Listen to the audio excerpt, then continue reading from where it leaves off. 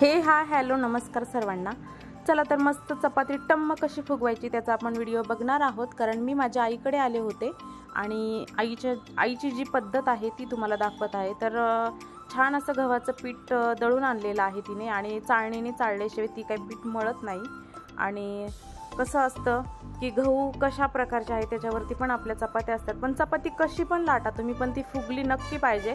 तर तीच ट्रिक्स आहे। तर असे छान थोडंसं पाणी ओतायचं आहे आणि असं लूज करून घ्यायचं पीठ। एकदम पाणी ओतून मळून नाही घ्यायचं पीठ, आपल्याला थोडंसं पाणी ओतून मळून घ्यायचे आणि त्याचा असा छान सर गोळा तयार करायचा। आणि तोही घट्ट असा नाही झाला पाहिजे किंवा पातळही नाही झाला पाहिजे, गोळा असा मीडियमच ठेवला पाहिजे। तर असं छानपैकी पीठ मळून झालेलं आहे आणि ते अर्धा तास तरी मुरवण्यासाठी ठेवायचं आहे, आपल्याला भिजवायचं आहे पीठ छान भिजल्यानंतर तर आईची पद्धत बघा तेल लावण्याची। तर असं थोडीशी लाटी लाटून घ्यायची आहे पिठाची आणि त्याच्यावर भरपूर सारं तेल लावून त्याच्यावरती टाकायचं आहे पीठ आणि परत दुमडून त्याच्यावर तेल आणि पीठ टाकून अशी 4 घडीची चपाती करायची आहे। तर ती बघा कशी फुगतीये चपाती आणि खूप सॉफ्ट क्रिस्पी अशी छान अशी चपाती होणार आहे।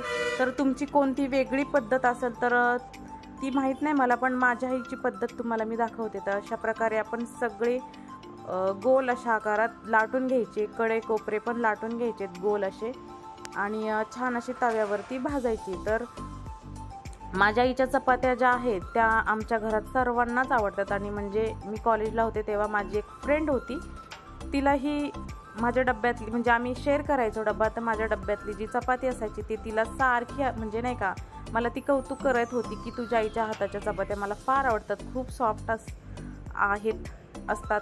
तर तुम्ही पाहू शकता तर ती जी चपाती लाटून झालेली आहे आणि तवा छान तापला की तव्यावरती अशी टाकायची आहे आणि फुल गॅस करायचा आहे त्यावेळेस। आणि थोडीशी अशी भाजली की लगेच उलटी करायची आहे चपाती आणि तुम्ही पाहू शकता अशी टम्म अशी फुगणारच आहे चपाती। कारण ही जी ट्रिक आहे 4 पदरी चपाती आहे ही, तुम्ही पाहू शकता खूप छान प्रकारे केलेली आहे चपाती। तर तुम्हाला जर व्हिडिओ आवडला असेल तर कमेंट करून नक्की सांगा आणि चॅनलला सबस्क्राईब करायला विसरू नका।